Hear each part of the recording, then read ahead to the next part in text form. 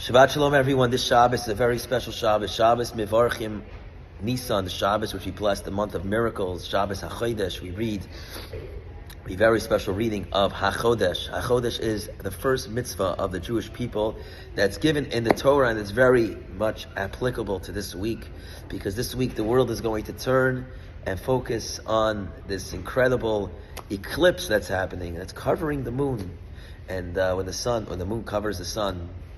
And it's interesting because it's all about this parsha that we read. HaChodesh is about the moon and the cycle of the moon, and the Jewish people are compared to the moon. The Jewish people are compared to the moon that waxes and wanes as a moon goes from a small and then gets to a big. Sometimes in life we go through challenging, difficult times as we are going through right now, but we know that our holiday is going to come. That's why all of our holidays, Adar and Purim and Pesach and Sukkot, are on the 15th, when we're shining at the brightest, because that's when it represents our greatest achievements, our greatest moments, is when we're shining the brightest. Nevertheless, the unique thing about the moon doesn't give light on its own. It actually reflects the light. And that's really about the Jewish people. We realize that all of the blessings that we have come from God, and we're just reflecting that light. But the mitzvah is a very unique mitzvah. It's the mitzvah of the Jewish calendar, and it's probably the most followed mitzvah until today. It's the first mitzvah that's given to the Jewish people as a people. Until today, the Jewish people are really represented by our Jewish calendar. Every Jew needs a Jewish calendar. We need to know when the holidays are, when our yardside are, when our birthdays are, when the bar mitzvahs are. And it's today we have a systemized calendar, because we don't have a time of the Sanhedrin. But in the time of the Sanhedrin, in the time of the Beit HaMikdash, the process of this mitzvah was actually done via witnesses.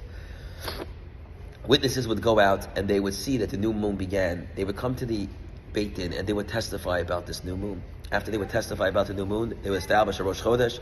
They would get on top of the mountain, make a big fire. Everyone would know that the new month began, which is why, by the way, in diaspora, outside of Israel, we have 2-day holidays, 2 days of Sukkot, 2 days of Shavuot, 2 days of Passover, because by the time they would get on the mountain in Israel, it would take them 24 hours to get that message to diaspora. And so they would keep a second day of the holidays. Until today, we keep a second day of holiday for that.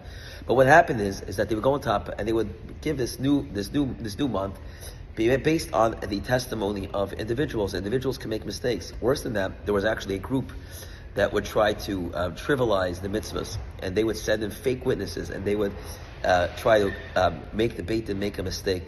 Nevertheless, there's actually a possibility where a person, it was done by the human error, you're not sure it's the 29th or the 30th day, and the new month, and you announce the new month began, but the next day they realized that they made a mistake. The new month didn't actually begin. And so, what do? Rosh Hashanah is going to be on the wrong day. Sukkot is going to be on the wrong day. Everything's going to be on the wrong day. And the answer is no. When we decide what the Jewish calendar is, when we testify in it, that's what makes us holy. And it's a very powerful lesson that God teaches us, is that we can be in control of time. We can't let time control us. We have to be in control of our time. It's the first mitzvah that God gives us. And it says, to be a Jew, you have to be able to be in control of our time, of our management, don't let time control you.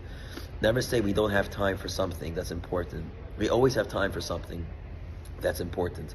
We let our time go by trivial things, and then we have no time left. But if we focus on time is the one thing that's most important, because we can never get it back. It's one of the greatest of theft. If someone steals your time, it's the worst possible theft, because it's not something you can actually return. And therefore, we have to be so careful with time. We have to realize that time is sacred, that we can actually make time holy, that not time just passes by, but we're able to transform the time that we have by making it holy. And we do that. That's what makes us the great Jewish people as we are. As we enter this month of Nisan, it's the month of miracles.